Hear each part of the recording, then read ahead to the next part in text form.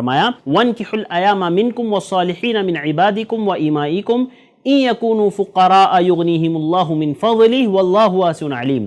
تم میں سے جو مرد عورت بے نکاح ہوں ان کا نکاح کر دو، اور اپنے نیک بخت غلاموں کا بھی، اگر وہ مفلس ہے تو اللہ تعالیٰ انہیں اپنے فضل سے غنی بنا دے گا۔ اللہ تعالیٰ کشادگی والا اور علم والا ہے۔ اس آیت میں اللہ رب العالمین اولیاء سے مخاطب ہے، کہا کہ نکاح کر دو، یہ نہیں کہا کہ تم لوگ اپنا نکاح خود کر لو۔ اس سے یہ پتہ چلتا ہے کہ اولیاء نکاح میں عورتوں کے لیے خاص طور سے ولی کا ہونا ضروری ہے، جو احادیث سے ثابت ہے کہ عورت کا نکاح ولی کے بغیر نہیں ہوتا۔ لہذا یہاں پر اولیاء کو مخاطب کیا گیا ہے کہ تم لوگ اپنے بچوں کا یا بچیوں کا نکاح کر دو۔ ہاں، مرد کے لیے اجازت ہے لیکن عورت بغیر ولی کے نکاح نہیں کر سکتی۔ اور اسی طرح اس میں اس بات کا بھی ذکر ہے کہ محض تنگی کی وجہ سے کسی کو نکاح سے نہیں رکنا چاہیے کہ ابھی پیسے نہیں ہیں چلو بعد میں کریں گے۔ نکاح بہت آسان ہے، ہاں جائیں مسجد میں جائیں، 4 لوگوں کو لے جائیں اور جو ہے لڑکی کے ولی ہوں اور جو ہے نکاح ایجاب و قبول ہو جائے تو نکاح ہو جاتا ہے۔ اب اس کے بعد آدمی 4 لوگوں کو 10 لوگوں کو بھی ولیمہ کھلا دے تو ہو جاتا ہے۔ لہذا نکاح میں صرف تنگی کی وجہ سے پیچھے رہنا یہ بہت غلط چیز ہے۔ اسی لیے علماء لکھتے ہیں کہ نکاح میں تنگی کی وجہ سے تاخیر کرنا یہ بہت بری چیز ہے، کیونکہ نکاح ایک انسان کی ضرورت ہے۔ اسی لیے علماء کہتے ہیں نا کہ نکاح کرنا انسان کے لیے کبھی سنت ہوتا ہے، حتیٰ کہ کبھی کبھار اس کے لیے فرض اور واجب ہو جاتا ہے جب اس کا برائیوں سے رکنا ناممکن ہو، ہاں تو ایسی صورت میں اس کے لیے نکاح کرنا واجب ہو جاتا ہے۔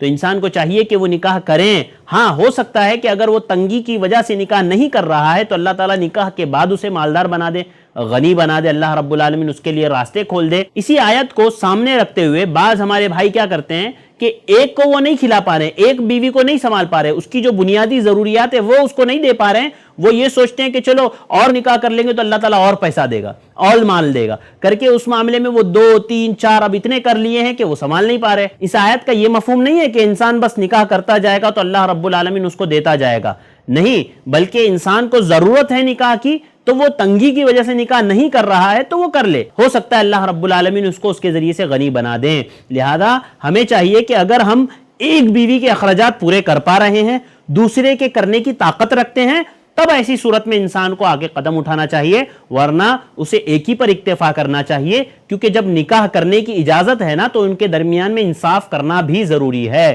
ورنہ انصاف نہ کرنے والا، چاہے وہ مال کے اعتبار سے ہو، چاہے وہ خود انسان اپنے اعتبار سے ہو یعنی جانے کے اعتبار سے ہو بیویوں کے پاس، یقیناً اللہ رب العالمین اس کے تعلق سے پوچھ گچھ کرے گا۔ ناظرین چلتے ہیں ہمارے آج کے دوسرے موضوع کی طرف۔ ہمارا آج کا دوسرا موضوع ہے تاریخ اسلام۔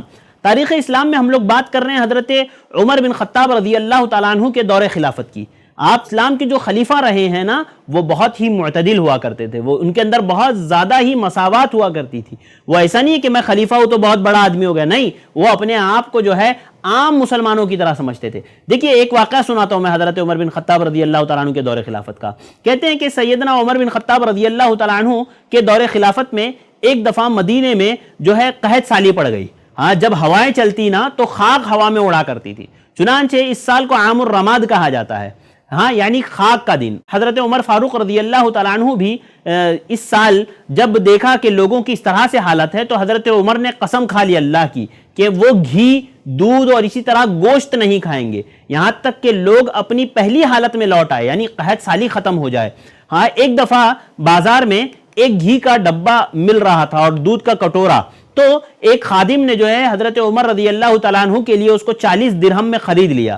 جب وہ لے کر کے حضرت عمر کے پاس حاضر ہوا تو حضرت عمر نے کہا کہ تم نے اتنی مہنگی چیز کیوں خرید لی، تم نے اتنی مہنگی چیز کیوں خرید لی، لے جاؤ اور اس کو صدقہ کرو، ہاں اور میں جو ہے صرف اور صرف تیل ہی پر اکتفا کروں گا۔ لہذا حضرت عمر نے کہا کہ جب تک رعایا کو وہ ساری چیزیں میسر نہیں آئے گی نا میں بھی ان چیزوں کو استعمال نہیں کروں گا۔ ایک اور جگہ جہاں یہ واقعہ ذکر ہے، کہتے ہیں کہ ایک سال ایسا ہوا حضرت عمر کی دور خلافت میں کہ مہنگائی بڑھ گئی، اور مہنگائی میں خاص طور سے گھی زیادہ مہنگا ہو گیا۔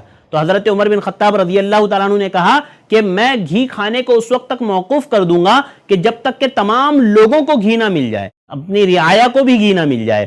ہاں حضرت عمر جو ہے تیل کھانے لگے جس کی وجہ سے ان کا پیٹ خراب ہو گیا، تو جب پیٹ میں سے جو آوازیں آتی ہیں نا ایک طرح کی، تو پیٹ میں سے جب آواز آنے لگی نا تو حضرت عمر نے اپنے پیٹ کو مخاطب کرتے ہوئے کہا قرقر او لا تقرقر لیس لک عندنا غیر الزیت حتی یحیی الناس، کہتے ہیں کہ حضرت عمر نے اپنے پیٹ سے کہا کہ تو گڑگڑ کر یا خاموش رہ، تم گھی مانگو گے تمہیں اس وقت تک گھی نہیں ملے گا جب تک کہ میری تمام رعایا کو یہ میسر نہ ہو جائے۔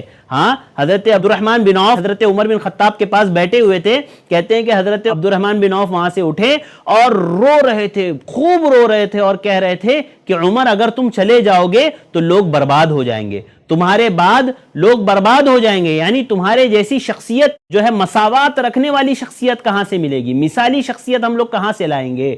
لہذا یہ حضرت عمر تھے، اپنے آپ کو عام مسلمانوں کے جیسا سمجھتے تھے۔ آج کے ہمارے جو حکومتی سطح پر جو لوگ ہوتے ہیں، آج دیکھیے مہنگائی سے لوگ مر رہے ہیں اور انہیں کوئی فرق نہیں پڑتا، کیونکہ انہیں جتنی ضرورت ہے اس سے کئی زیادہ وہ لے چکے ہیں۔ لہذا حاکم وہ ہوتا ہے جو رعایا کا خیال رکھیں، جیسے ہمارے خلفاء ہوا کرتے تھے۔ اللہ رب العالمین سے دعا ہے کہ اللہ تعالیٰ تمام لوگوں کو اس طرح کی عقل، اس طرح کا شعور عطا فرمائے، اس طرح کا احساس عطا فرمائے ہمارے حکمرانوں کو کہ وہ بھی جو ہے اپنی رعایا کا خیال کرنے والے بنے۔ اللہ تعالیٰ جب تک ہمیں زندہ رکھ، اسلام پر زندہ رکھ، جب بھی ہمارا خاتمہ بالخیر ہو۔ آمین۔ السلام علیکم۔